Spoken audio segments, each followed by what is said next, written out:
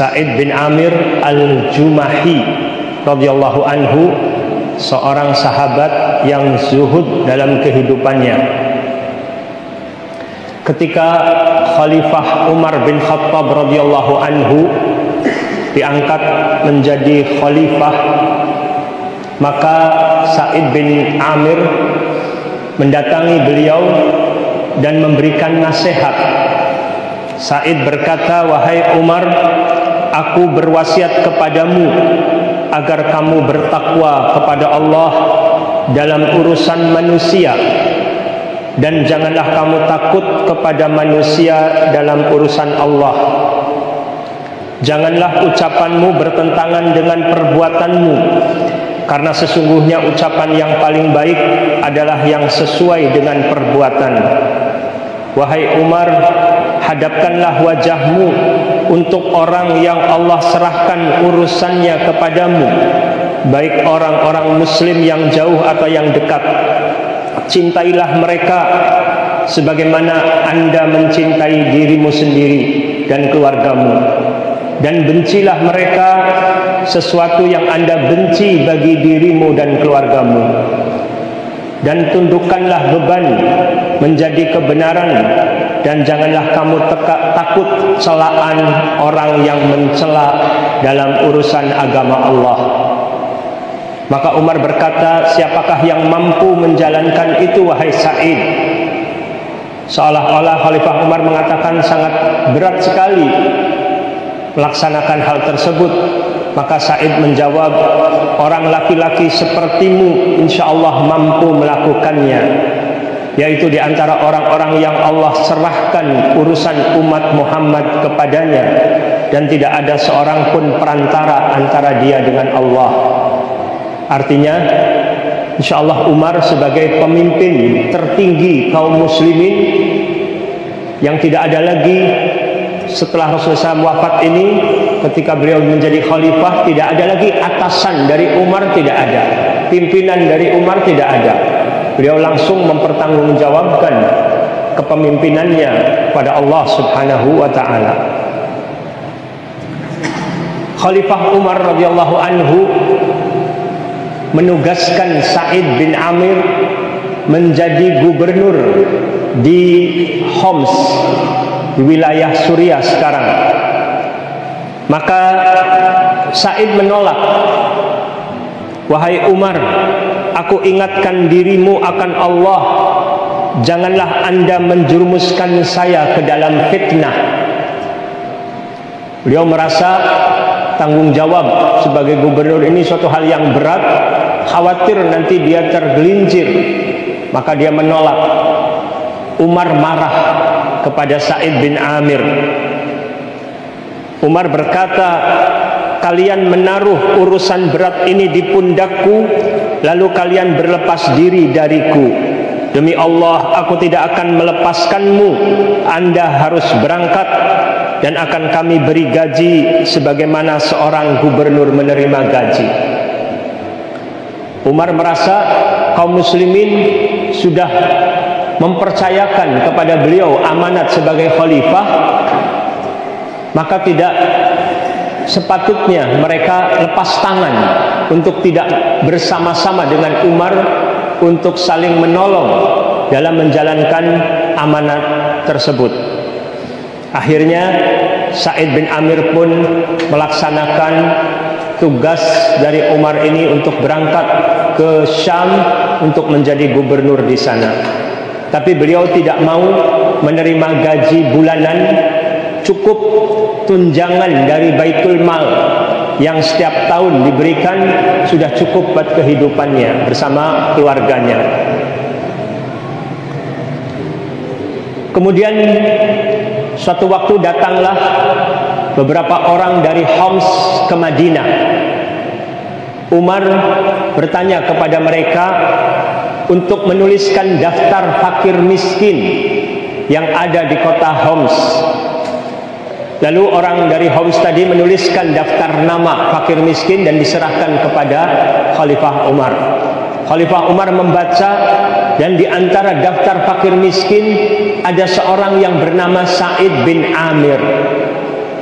Umar bertanya, siapa Sa'id bin Amir ini? Mereka menjawab, itu gubernur kami. Apakah gubernur kalian miskin? Mereka menjawab, iya.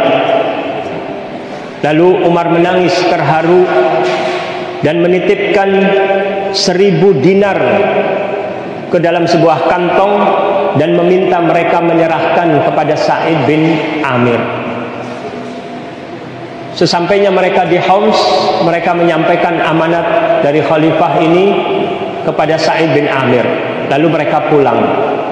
Sa'id bin Amir ketika membuka, melihat uang sejumlah 1000 dinar, dia mengucapkan inna lillahi wa inna ilaihi raji'un. Istri gubernur bertanya, apa yang terjadi? Apakah Amirul Mukminin wafat? Sa'id menjawab, lebih besar lagi dari itu, lebih hebat lagi dari musibah wafatnya Umar. Apakah kaum muslimin kalah perang? Lebih dahsyat lagi dari kalah perangnya kaum muslimin musibah ini. Lalu apa? Telah datang dunia kepadaku untuk merusak akhiratku. Lalu istrinya memberikan pesan, bebaskan dirimu dari malapetaka itu. Istrinya tidak paham ya, kalau sebabnya dapat uang, tidak paham.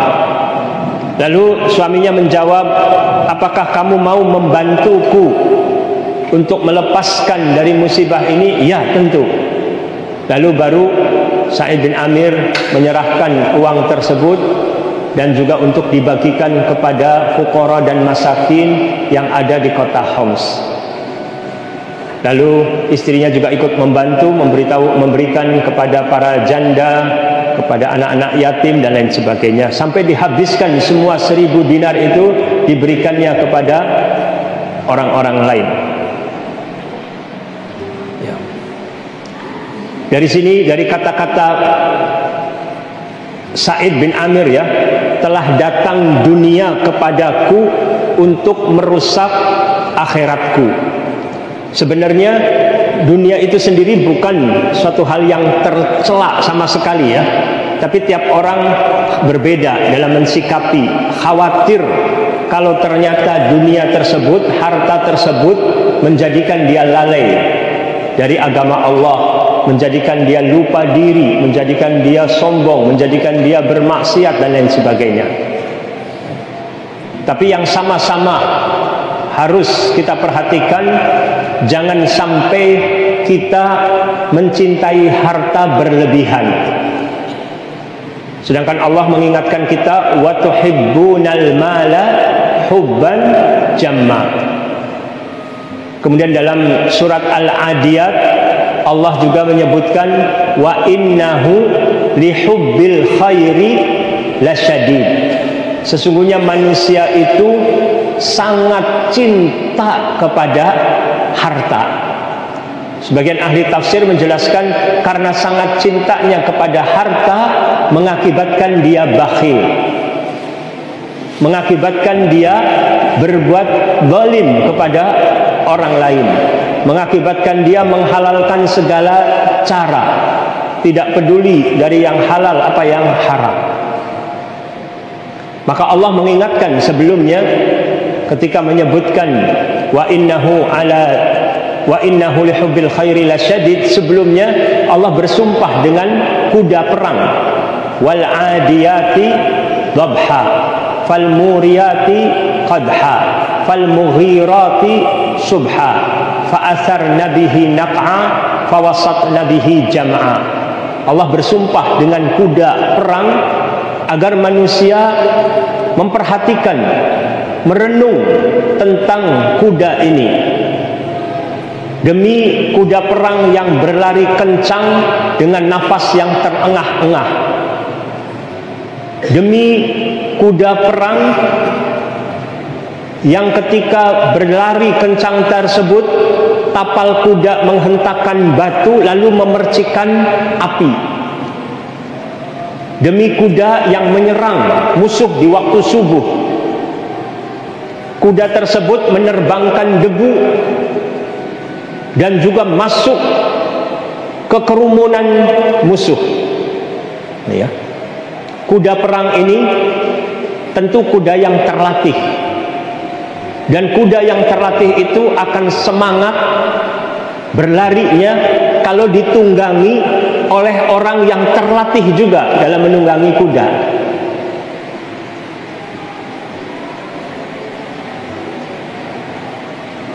Dan kuda ini sebagai rasa terima kasih kepada pemiliknya, kepada orang yang merawatnya, yang memberi makan, memberi minum, merawat, itu siap berkorban untuk tuannya dengan lari yang sangat kencang, terengah-engah, dengan resiko masuk ke kerumunan musuh, bisa saja ditebas dengan pedang, dilempar tombak, panah, berisiko untuk mati.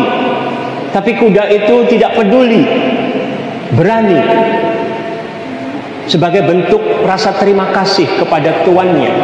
Ini manusia diingatkan bahwa karunia dan nikmat yang Allah berikan kepada manusia jauh lebih besar, lebih banyak, tidak terhitung dibandingkan jasa seorang pemilik kuda atau seorang yang merawat kuda.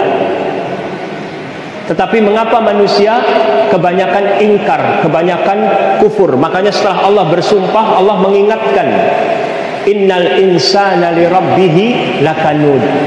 Sesungguhnya manusia itu sungguh amat ingkar.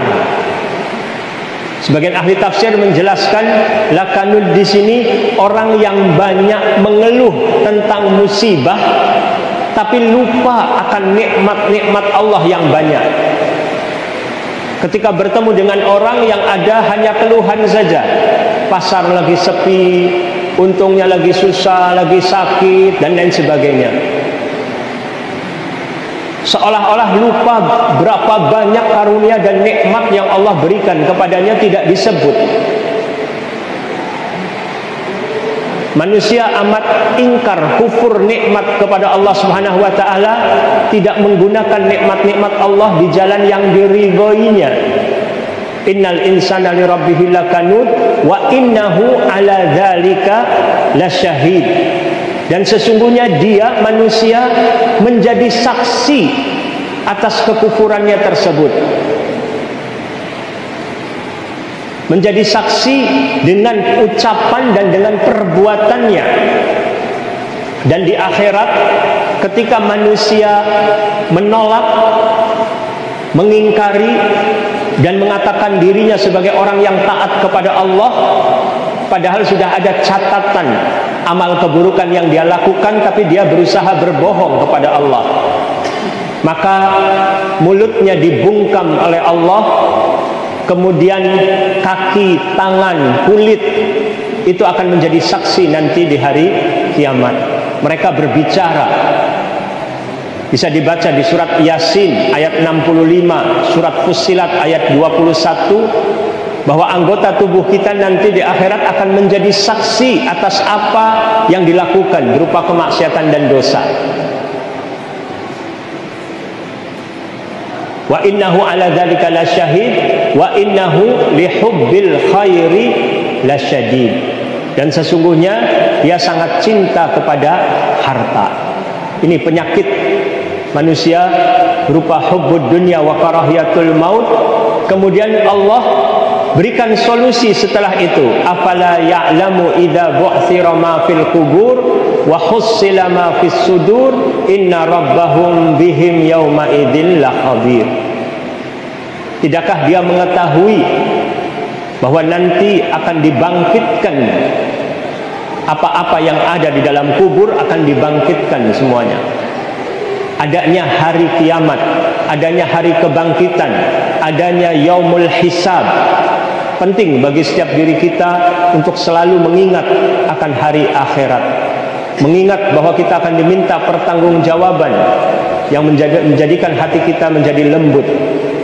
Mengingat kematian, hendaklah kita lembutkan hati kita dengan menengok orang sakit, menyolatkan jenazah, mengantarkan jenazah, agar kita ingat akan kematian, sesuatu yang pasti. Afala ya'lamu idza bu'thira ma fil qubur wa hussila ma fis sudur, dan akan dinampakkan apa-apa yang di dalam hati. Di dunia manusia bisa menyembunyikan apa yang di dalam hati. Manusia lain tidak tahu apakah ibadahnya ria, apa karena Allah ikhlas. Manusia tidak bisa menilai, tapi Allah Maha tahu. Orang-orang munafik menampakkan dirinya sebagai muslim, sebagai pejuang, tapi di hatinya memendam dendam, memendam benci misalnya. Semuanya nanti akan disingkapkan, tidak ada rahasia bagi Allah Subhanahu wa taala. Dan Allah Maha mengetahui, Maha teliti atas apa yang dilakukan oleh manusia berupa ucapan, perbuatan. Semuanya Allah Maha mengetahui dan Maha teliti. Dari sini juga mengingatkan kita untuk selalu merasa diawasi oleh Allah Subhanahu wa taala. Allah Maha mendengar, Allah Maha melihat, Allah Maha mengetahui. Semoga ayat-ayat tersebut menjadikan kita semakin lebih cinta kepada Allah dan semakin bersyukur kepada Allah, dan semakin menjadikan kita takut akan azab Allah Subhanahu wa taala dan takut untuk berbuat dosa. Kemudian Umar bin Khattab radhiyallahu anhu pergi datang ke Homs, ke tempat wilayah Sa'id bin Amir, berjumpa dengan penduduk di sana. Umar bertanya kepada penduduk, bagaimana menurut kalian pelayan kalian? Dibahasakan gubernur ini sebagai pelayan. Bagaimana pendapat kalian pelayan kalian? Maksudnya Sa'id bin Amir. Penduduk sebagian mengeluh. Ada 4 hal yang kami keluhkan tentang Sa'id bin Amir. Apa saja? Di antaranya, gubernur kami baru keluar menemui kami ketika hari menjelang siang. Adakah keluhan yang lebih berat lagi? Tanya Umar. Dia tidak menerima tamu seorang pun di waktu malam. Apalagi, kata Umar, dia dalam tiap bulannya seharian tidak keluar menemui kami. Apalagi, mereka berkata dia sering jatuh pingsan. Umar memanggil Sa'id bin Amir dan mempertemukan dengan perwakilan masyarakat yang mengeluh tentang Sa'id bin Amir.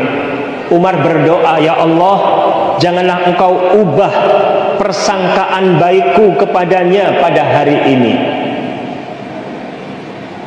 Umar memulai sidang dan berkata kepada mereka, apakah yang kalian keluhkan kepadanya? Sa'id mendengar.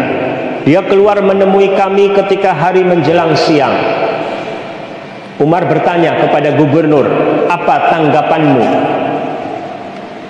Gubernur menjawab, demi Allah, sesungguhnya aku tidak suka untuk menyebutkannya sebenarnya, tapi terpaksa karena beliau harus menyebutkannya dengan jujur. Istriku tidak memiliki pembantu. Saya tiap pagi membantunya membuat adonan tepung dan membuat roti. Setelah selesai sarapan, saya berwudu dan keluar menemui masyarakat. Artinya poin yang pertama ternyata bisa ditolerir. Artinya dia agak terlambat karena membantu istrinya dulu. Ini pelajaran juga bagi kita. Jangan sampai seorang suami merasa seolah-olah semuanya dia yang harus diladeni, yang harus dilayani. Dalam kondisi-kondisi tertentu, istri lelah, istri banyak yang harus dikerjakan di rumah, ada urusan anak, ada urusan dia kurang sehat, maka suami jangan segan-segan dan jangan gengsi untuk membantu pekerjaan-pekerjaan di rumah. Kalau kita punya anak kecil, jangan malu untuk memandikan anak kecil, masih kecil gitu ya, menyuapi makanan misalnya. Yang kedua, apalagi yang kalian keluhkan, kata Umar. Mereka mengatakan dia tidak menerima tamu seorang pun di waktu malam. Kalau sudah Isya, tidak menerima tamu. Apa tanggapan Anda, kata Khalifah kepada gubernur? Sa'id bin Amir menjawab, aku pun sebenarnya tidak suka menceritakan hal ini. Aku telah menjadikan siang untuk melayani mereka, maka aku jadikan malam untuk bermunajat kepada Allah. Dia anggap kalau sudah waktu malam, sudah waktunya untuk dia beribadah kepada Allah Subhanahu wa ta'ala. Dia tidak mau diganggu dengan urusan memberikan pelayanan kepada masyarakat. Meskipun tentu beliau juga punya asisten yang lain, orang lain yang bisa juga menerima, menampung keluhan gitu ya. Tapi dia secara pribadi sudah menjaga waktunya, membatasi, menjadikan malamnya itu untuk banyak beribadah di samping untuk istirahat. Apalagi yang kalian keluhkan? Mereka mengatakan dalam tiap bulannya seharian tidak keluar menemui kami. Atau dalam satu riwayat keluar menemui kaminya ketika siang menjelang sore. Apa tanggapanmu? Sa'id menjawab, aku tidak memiliki pembantu yang mencucikan pakaianku.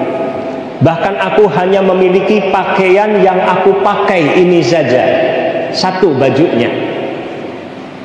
Jadi aku mencucinya sendiri, menjemurnya, setelah kering aku setrika dan aku memakainya. Baru setelah itu aku keluar menemui mereka ketika hari siang menjelang sore. Di negeri Arab yang panas, itu daerahnya tidak lembab dan jarang keluar keringat. Jadi walaupun pakaian tadi dikatakan sebulan sekali tidak ganti, tidak bau bajunya, tidak. Tapi ini menunjukkan luar biasa zuhud, sampai hanya punya pakaian hanya satu saja yang dipakai. Apalagi keluhan kalian? Mereka bilang dia sering jatuh pingsan.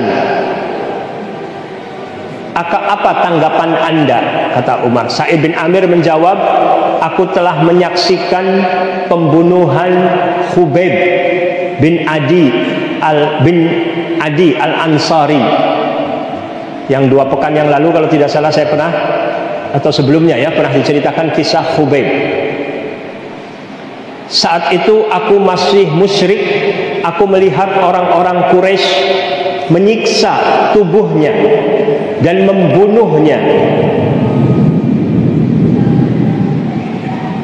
Mereka berkata, apakah kamu ingin kalau Muhammad menjadi penggantimu? Maka ia berkata, demi Allah, aku tidak ingin merasa tenang dengan istri dan anak di rumah sementara Nabi Muhammad SAW tertusuk duri. Dan demi Allah, kata Sa'id bin Amir, aku tidak mengingat hari itu dan bagaimana aku tidak menolongnya, kecuali aku menyangka bahwa Allah tidak mengampuni aku, maka aku jatuh pingsan. Pada saat itu Sa'id bin Amir masih musyrik, belum masuk Islam, menonton, melihat Khubayb bin Adi disiksa dan dibunuh. Maka dia kalau ingat peristiwa itu merasa berdosa. Mengapa dia tidak membela orang yang dizalimi, padahal dia mampu untuk membela, memberikan pembelaan. Sehingga kalau ingat itu dia merasa berdosa, Allah tidak mengampuni, karena sangat takutnya akan azab Allah, jadikan dia pingsan. Dan itu sering terjadi karena ingat saja, ingat peristiwa dahulu gitu. Tentu dia insya Allah artinya setelah masuk Islam, Allah akan menghapuskan segala dosa-dosa yang telah dilakukan semasa kekafirannya gitu ya. tapi ini menunjukkan rasa ketakutan akan azab Allah Subhanahu wa ta'ala. Umar pun berkata, segala puji bagi Allah, aku bersyukur kepadanya karena dugaanku tidak meleset. Artinya dugaan bahwa Sa'id bin Amir adalah orang yang amanah, sebenarnya bukan orang yang khianat dalam menjalankan jabatan. Dan setelah dijawab, maka masyarakat pun puas dan tidak punya persangkaan yang buruk. Jadi terkadang penting di sini juga, bukan terkadang ya, penting sekali adanya komunikasi yang baik antara suami istri, antara orang tua dengan anak, antara kakak dengan adik, antara kerabat, antara teman, antara tetangga. Terkadang kalau kurangnya komunikasi bisa menimbulkan persangkaan buruk, suudzon. Tapi setelah adanya tabayun, dijelaskan, baru akhirnya seseorang baru menyadari dan memahami dan tidak bersangka buruk. Jadi kalau ada salah paham, itu penting sekali sebenarnya untuk bertemu dan untuk saling menyampaikan isi hatinya supaya ada titik temu. Umar pun berkata tadi, segala puji bagi Allah, aku bersyukur kepadanya karena dugaanku tidak meleset. Umar memang menduga bahwa Sa'id tidak mungkin melakukan penyimpangan. Umar pun kemudian memberikan sejumlah uang sebanyak 1000 dinar untuk Sa'id. Sa'id menerimanya, tapi setelah itu dia pun menyedekahkan uang itu semuanya kepada fakir miskin. Ini mungkin yang bisa saya ceritakan tentang kisah Sa'id bin Amir. Silahkan kalau ada yang ingin menanyakan tentang kisah ini, dipersilahkan.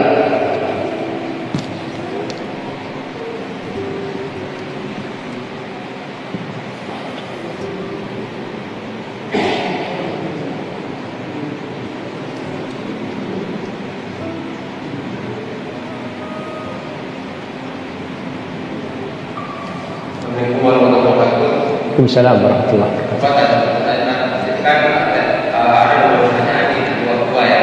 Satu, topik dalam topik ini, yang kedua dari topik yang pertama itu apa hukumnya apabila orang hamba itu ketika mendengar petir yang sedang menjabat kemudian hujan, itu kan banyak jadi. Yang kedua, jadi kita tadi ini kan banyak orang yang kalau udah pegang jabatan kan ragu dalam kayak jabatannya itu kita sebagai umat yang kan kita untuk siapa ya, apakah tidak berubah di orang yang tak kritis itu supaya kita menjadi kita berbagi kurang. Ya, tentang seringnya orang yang menduduki jabatan sering lupa, sering tamak dan lain sebagainya, artinya tidak menjalankan amanat dengan sebaik-baiknya. Bagaimana solusinya? Maka tadi dijelaskan juga dalam kisah Sa'id bin Amir ini, adanya Sa'id bin Amir sebagai rakyat yang mengingatkan pada pimpinan, gitu ya, menyampaikan kepada pimpinan dengan tujuan ikhlas semata-mata karena Allah, bukan ada tujuan-tujuan lain, kepentingan-kepentingan duniawi, karena hasad atau karena persaingan politik, tidak, tapi menginginkan kebaikan bagi pemimpin, maka dia menyampaikannya.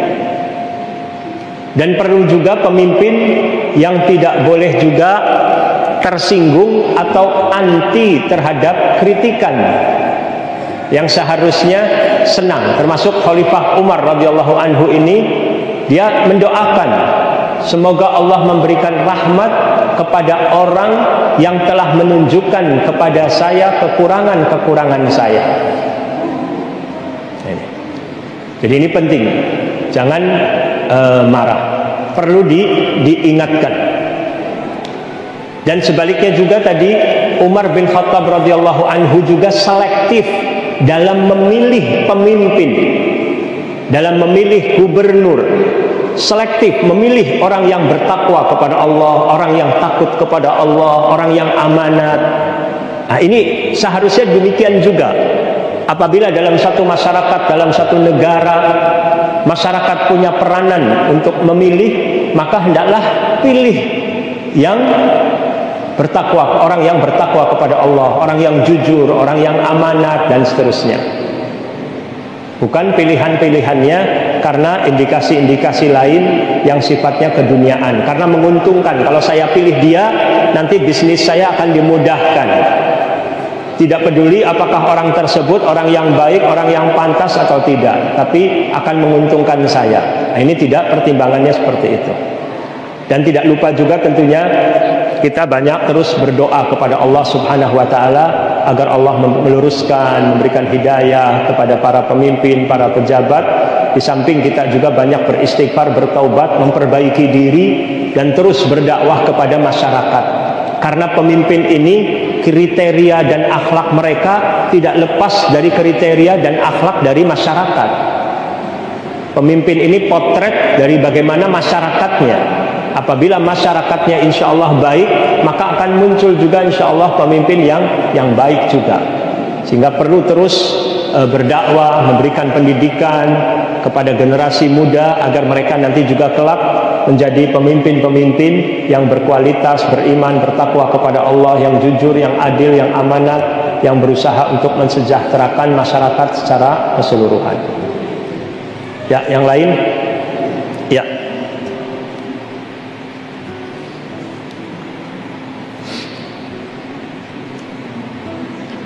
Assalamualaikum warahmatullahi wabarakatuh. Waalaikumsalam warahmatullahi wabarakatuh. Ustaz, bagaimana hukumnya kita memilih seorang pemimpin atau perwakilan yang justru mereka itu menginginkan sebagai pemimpin, menginginkan sebagai punya jabatan, sedangkan dalam Islam dilarang oleh Allah mengangkat orang yang ingin meminta jabatan. Sedangkan di Indonesia umumnya yang jadi pimpinan itu menginginkan pimpinan. Jadi pejabat juga ingin jadi pejabat, bahkan sampai mengeluarkan biaya tinggi. Nah, bagaimana kita yang sudah jelas kita kan diajarkan memilih pemimpin, sedangkan pemimpin rata-rata kita ini modalnya pakai uang, ingin menjadi pimpinan pakai uang dan menginginkan dia sebagai orang pemimpin, bukan karena dia angkat seperti tadi sampai itu. Ya, terima kasih.